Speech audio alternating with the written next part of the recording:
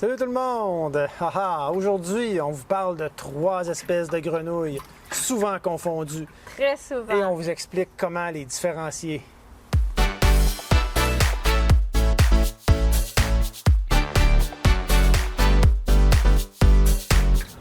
Donc, on a ici un aquarium avec les 3 espèces de grenouilles dont on veut vous parler aujourd'hui.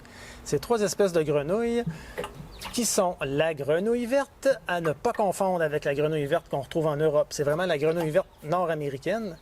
Donc, la grenouille verte, la grenouille du Nord et le wawaron, qui est parfois aussi appelé grenouille taureau.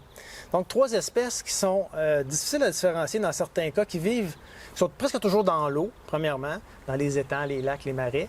Et la couleur verte, des fois teintée de brune, fait qu'on les mélange. On peut les mélanger. C'est des grenouilles qui vont chanter aussi en été. Donc, sans plus tarder, allons-y avec la première de toutes, la plus commune des 3. Et j'ai nommé la grenouille verte. Où est-elle? Ah, là! Ah! Donc, la grenouille verte, malgré son nom, n'est pas toujours verte. Donc, elle est verte ou brunâtre, mais les lèvres du haut sont toujours vertes. Donc, la grenouille verte, comment est-ce qu'on la différencie? Premièrement, vous allez voir de chaque côté du dos, sur le dessus, il y a des plis en relief, qu'on appelle plis dorsolatéral, et qui sont présents. Ils partent de l'œil, ils partent en haut du tympan, ils descendent le long du dos, puis ils arrêtent passer la moitié du corps, environ 2/3 du corps. Donc ça, c'est une caractéristique de la grenouille verte. Ensuite, autre caractéristique, c'est lorsqu'elle a les pattes repliées. Est-ce qu'on est capable de montrer ça? C'est moins évident. Donc, lorsqu'elle a les pattes repliées, il y a des taches sur ses pattes postérieures qui forment des bandes transversales assez évidentes. Donc, on les voit ici. Bon, ça, c'est des caractéristiques qu'on retrouve chez la grenouille verte. Deuxième espèce de grenouille, la grenouille du Nord.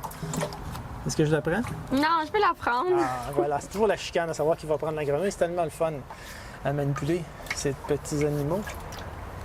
Donc, la grenouille du Nord, qu'on pourrait appeler la grenouille qui pue. La grenouille du Nord, en anglais, s'appelle grenouille vison, mink frog, justement parce qu'elle a une odeur particulière. Quand on l'attrape, les premières secondes, et si on la sent, on va s'en rendre compte, c'est une odeur de... De quoi tu disais? Oignon?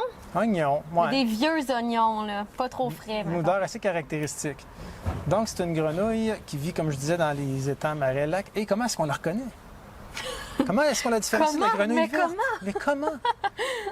Je dis la réponse? Oui! OK, j'avais hâte de parler, là. Ben oui, ça fait trop longtemps que je n'ai pas parlé. Ça. La grenouille du Nord, ben, elle a souvent des taches sur son corps, mais la grenouille verte aussi peut avoir des taches. Donc, il faut regarder sur ses pattes. Parce que sur ses pattes arrière, au lieu d'être des bandes transversales comme la grenouille verte, ce sont plutôt des taches chez la grenouille du Nord. Donc, si vous voulez prendre une photo d'une grenouille puis vous n'êtes pas certain c'est quoi, assurez-vous d'avoir les pattes sur votre photo. Ça va aider beaucoup pour l'identification. Pattes arrière, comme tu disais. Elle est souvent plus marbrée aussi, la grenouille du Nord, mais c'est surtout les femelles. Là, mais c'est pas vraiment un critère parce qu'il y a beaucoup de variabilité. Là.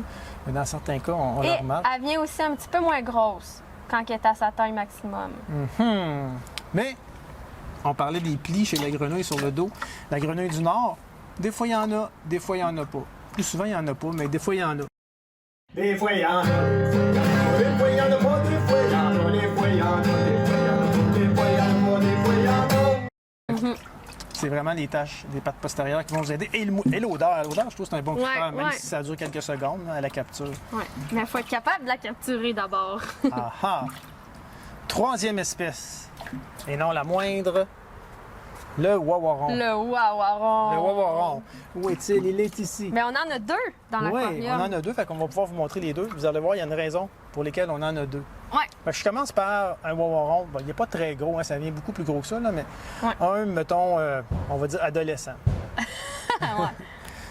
Donc, vous remarquez que la couleur des 3 grenouilles qu'on avait, c'est quand même semblable. Mais lui, le wawaron, au niveau des plis sur le dos, les plis dorsaux-latéraux, il n'y en a jamais. Fait qu'il n'y a pas de pli. Il y a le même pli que les autres grenouilles qui part de l'œil et qui contournent le tympan, mais il n'y en a pas sur le dos. Donc, on voit très bien. Ça, c'est un bon critère pour le reconnaître. Ouais.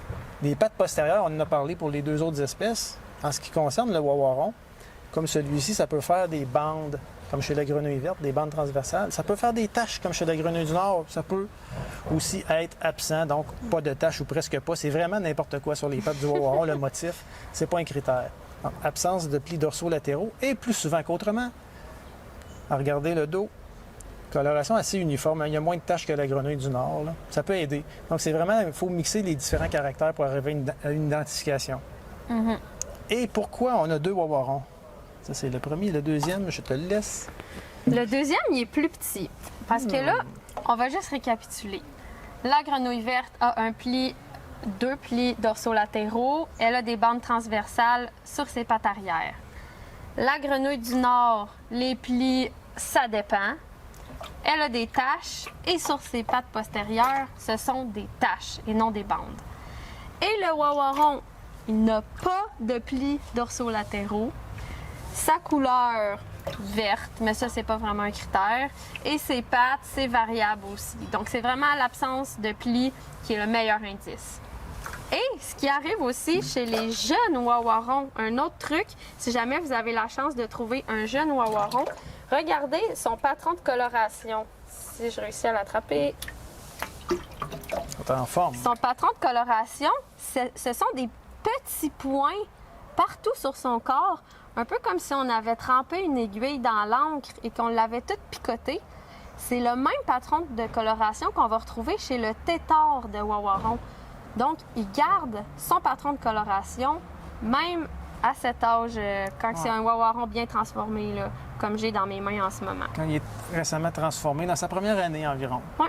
Donc, c'est quand même différent. Les petits picots noirs, c'est assez caractéristique. Et on voit très bien aussi qu'il n'a pas de plis dorsaux-latéraux parce que c'est un wawaron. Pour terminer, vous avez bien appris votre leçon, il y a quelque chose qu'on voulait mentionner. C'est que la gorge de certaines grenouilles, autant la grenouille verte, la grenouille du Nord que le wawaron, est parfois jaune. Mais ce n'est pas un critère d'identification. Qu'est-ce que c'est? C'est pour savoir si c'est un mâle ou une femelle. Donc, Eh oui. la gorge jaune, c'est une caractéristique des mâles. Chez ces trois espèces, les femelles ont la gorge blanche ou grise, comme le ventre, c'est pas de différence. Puis il y a aussi une autre caractéristique des mâles, c'est que les tympans sur le côté de la tête sont plus grands que l'œil. Plus grands que l'œil égale mâle, donc ce n'est pas le cas chez les femelles.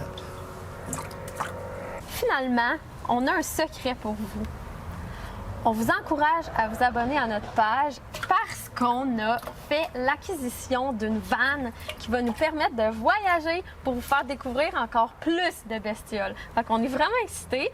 On vous en dit pas trop. On veut garder un petit peu de mystère, mais on va vous en dévoiler dans les prochaines vidéos. Donc, abonnez-vous. Ça va être vraiment le fun. Pour ne rien manquer. À bientôt!